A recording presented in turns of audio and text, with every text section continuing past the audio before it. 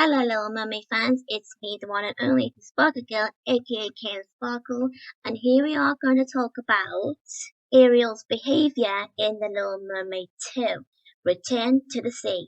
Okay, basically, from my own words, I am aware there are some moments where Ariel can go too far, and I also see some moments when Ariel thought was doing a right thing. So, okay, so let me get to the further notice is that the reason why Ariel was acting the way she is in the movie, well, it's because of Morgana, and we all know that anyway. And and we all know what happens at Melody's christening party.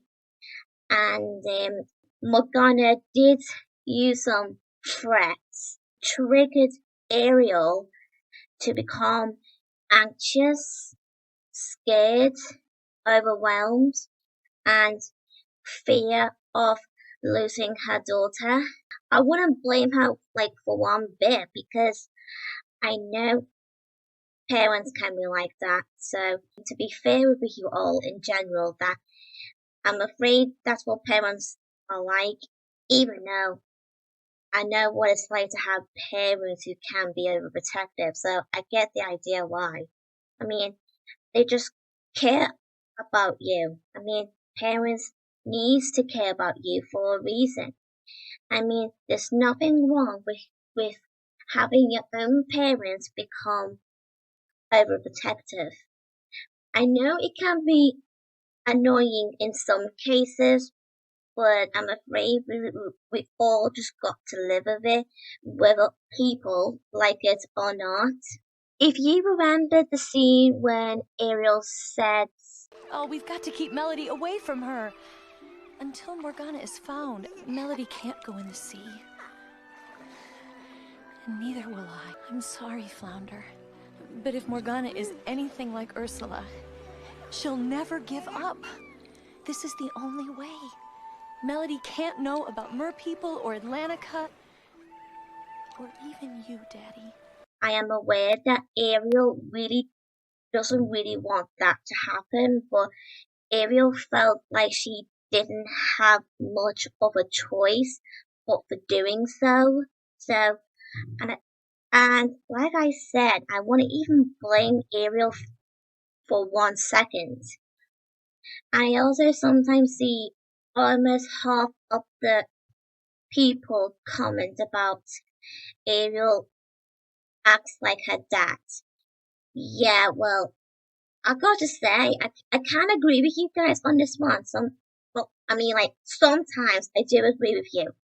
But there's one thing I don't always agree with you guys when you guys are saying that Ariel is controlling, impulsive.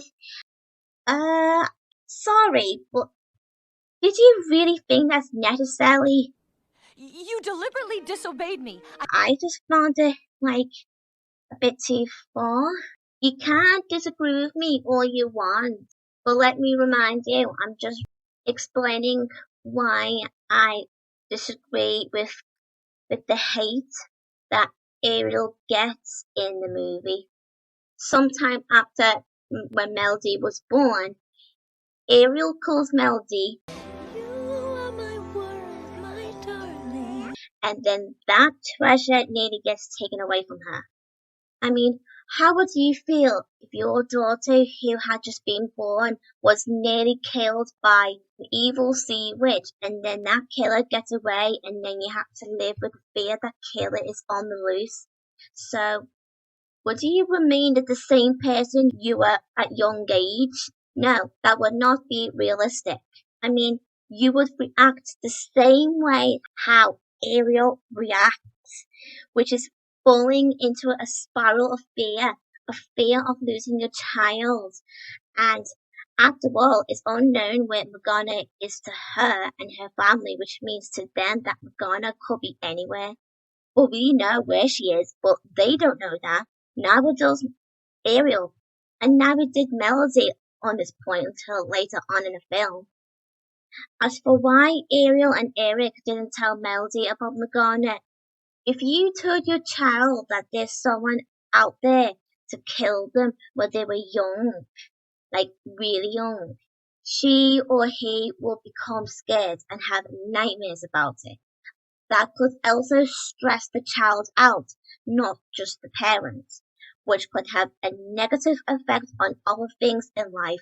If she were to explain why her superiors and peers wouldn't believe her, apart from Ariel, Eric, Grimsby, and every other characters, no one knows supernatural stuff is real. If Melody were to tell these things to them, they will think Melody and her family are crazy, which will just lead to even more bullying from Melody's peers, which would make her and her family a laughingstock.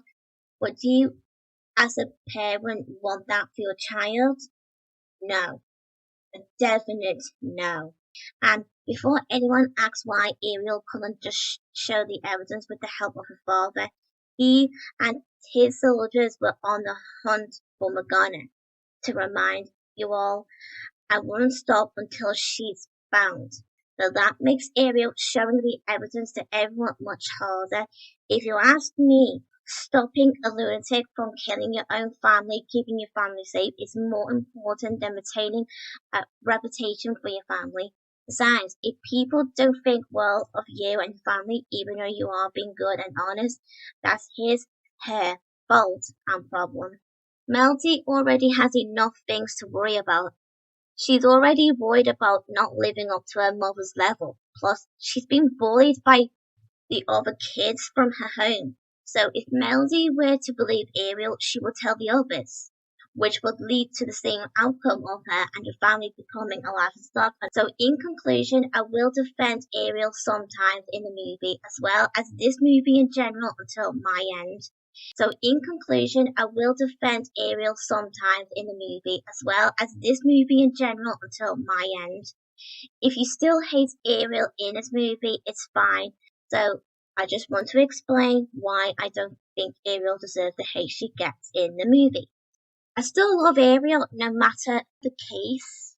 Major rarity of the film where we can see both Ariel and Melody's perspectives, but also the flaws in both perspectives. I was trying to protect you. Ironically, what was made Melody lose trust in Ariel and go straight to Morgana's doorstep. No one likes being kept in the dark about something important, but at the same time, like I said before, if Melody was told a secret is out to kill her, Melody would either be terrified to the point of either hiding, fear causing her even more stress than she's already had, or she wouldn't believe her mother due to seeing no evidence of magic existing for the reason I state. And you mean to tell me, if you were a 30-ish-year-old woman whose only daughter received a death threat at birth and has to lock her away from a huge part of her life in order to protect said daughter, you would have managed to stay the same cheerful and carefree person you used to be at 16? That's good for you. But it wouldn't be realistic. The Little Mermaid 2 is a tale of trauma and broken relationships. It's the story of a person who thinks has everything she could ever want from life until her daughter is born and she discovers there's something even more precious in it. Don't forget Ariel calls Melody my world in her lullaby, then unexpectedly that treasure nearly gets taken away from her, and Ariel falls in a spiral of fear, like I said before. Fear of losing her daughter, fear of making the same mistakes her father made with her, and that's why she ends up making, if possible, an even bigger mistake than her father did, vertically depriving Melody of freedom. She knows the reason she can't share, but this would mean sharing a past that's potentially dangerous for both of them. That's why I will never ever get tired of going against those who despise it. Because The Little Mermaid 2 is a movie of income presentation under many aspects. In an era when introverted, problematic characters are appreciated and looked up to, it's amazing how little recognition Melody gets. Metaphor of a half mermaid, half human, prepubescent girl lies the accurate depiction of what most of us have been at our age. Many of those who claim The Little Mermaid 2 sucks haven't even ever seen the movie or have watched it once at most, hiding behind the pretext that all Disney sequels are bad. Well, if that's the case, I highly recommend you to go and watch it again, and most importantly, to try to see the past, the animation, and go to the core of the story, because that's where the true value of this movie lies. It's a piece of mine and many other people's childhood, and I won't let people who only care about Flawless throw mud at it. So anyway, I hope you Little Mermaid fans out there enjoy my video. If you either agree or disagree, it's totally fine and it's totally okay. And yes, we all have different perspectives from time to time, so it's pretty normal to have different opinions to one another. So, like I said, it's okay. So anyway, if you're new to my channel, be free to subscribe, give it a like, and press the notification bell to receive my videos every day, and I'll see you all next time.